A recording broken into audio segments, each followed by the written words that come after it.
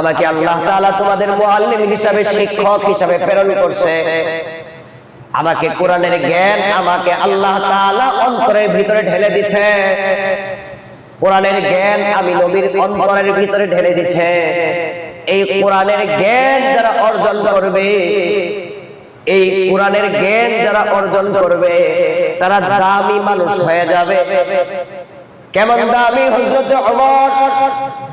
হযরত ওমর রাদিয়াল্লাহু তাআলা আনহু, তিনি একজন কাফের ছিলেন, তিনি একজন বেঈমান ছিলেন।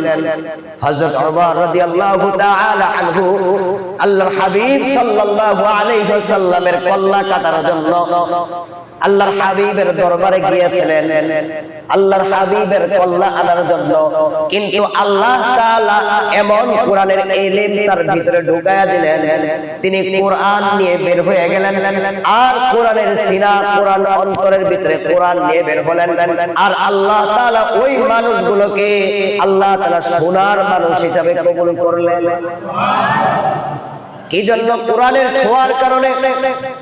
আল্লাহর হাবিব ছিলেন কোরআনের ধারক বাহক। আল্লাহর হাবিবের অন্তরে আল্লাহর হাবিব বলেছেন, আমাকে আল্লাহ তাআলা মুআল্লিম হিসাবে